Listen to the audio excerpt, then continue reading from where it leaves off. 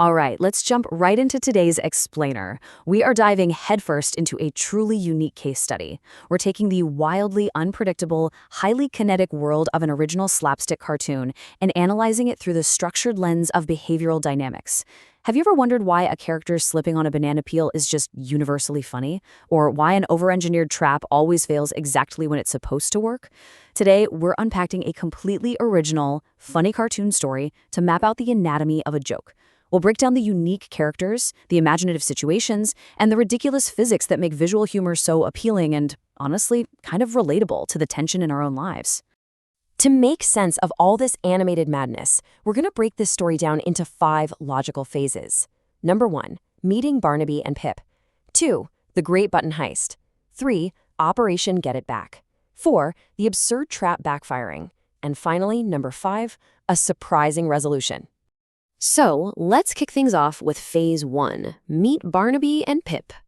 You literally cannot appreciate the climax of a chaotic event without knowing exactly who's involved. First up is our protagonist, Barnaby. He is a well-meaning, perfectly round blue creature who is burdened with absolutely zero spatial awareness. I mean, he is basically a sphere of pure optimism, just floating through life without a single sharp edge or defensive reflex. But hey, comedy requires contrast, right? On one side, we have Barnaby's state.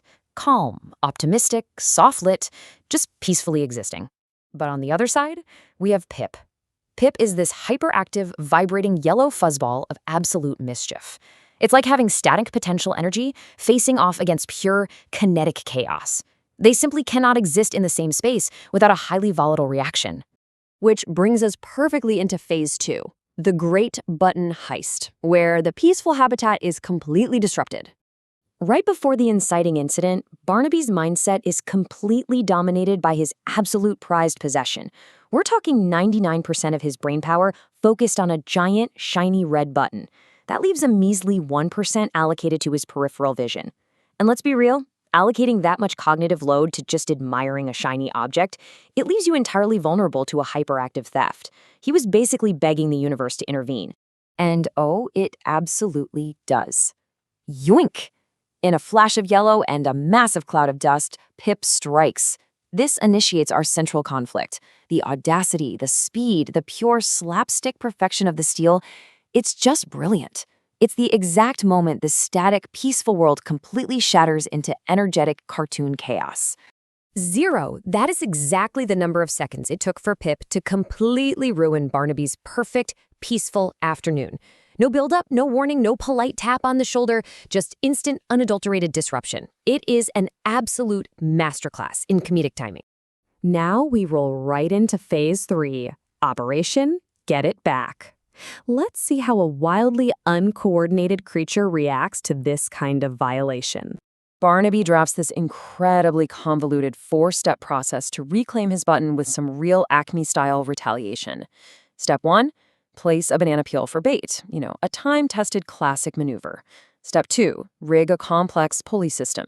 Step 3, suspend a massive, dangerously heavy anvil directly overhead. And Step 4, await glorious victory.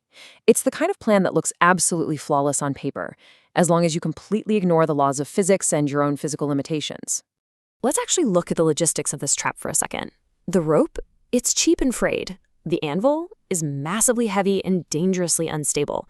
And the banana peel is organic and inherently slippery. This entire operation relies on structurally unsound materials, pretty much guaranteeing a comedic failure. Mathematically speaking, Barnaby hasn't really built a trap for Pip. He has literally engineered his own doom. And that tension leads us right into Phase 4, the absurd trap backfires. We mapped out this inevitable collapse, this chaotic 30-second chase, millisecond by millisecond. Okay, so at 5 seconds in, Pip approaches the trap entirely unfazed. Then, at 12 seconds, disaster strikes. But for the wrong person. Barnaby actually slips on his own banana peel bait.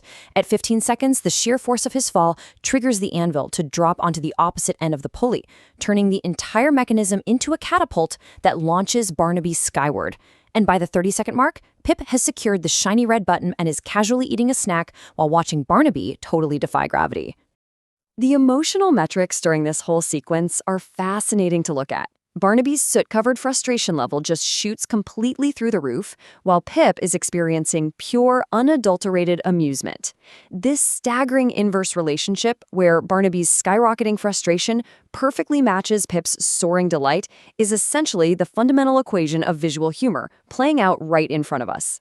The visual comedy hits its absolute peak with a resounding crash, boink, and a classic squash and stretch reaction, gasp, from our blue protagonist. Barnaby hits the ground, flattens into a pancake, and then springs right back into his round shape, gasping for air, covered in soot, and realizing he has been completely and utterly outsmarted. Now, you'd probably expect this to be the moment of ultimate rage, but instead, we reach Phase 5, a surprising resolution. In the aftermath of all this destruction, all we hear is this synchronized, tear-inducing laughter coming from both Barnaby and Pip. Instead of getting angry, the sheer absurdity of the backfired trap actually unites them in this shared moment of hilarious joy. Barnaby looks at the ridiculousness of his own over-engineered failure, looks at Pip's unabashed glee, and he just breaks. They both do. It's a beautiful release of all that built-up kinetic tension, which, honestly, is a highly satisfying ending we could all probably use a bit more of. So the final outcome of this chaotic interaction is actually highly successful. The red button is safely returned. Turns out Pip didn't even really want it. He just wanted the thrill of the chase. A mutual appreciation for Slapstick is born between the two of them. Anvil's safety protocols will definitely need to be revised going forward, and most importantly, an unlikely friendship is officially established. The data clearly shows a returned button and a brand new friendship born from total chaos. But all of this leaves us with one very provocative question.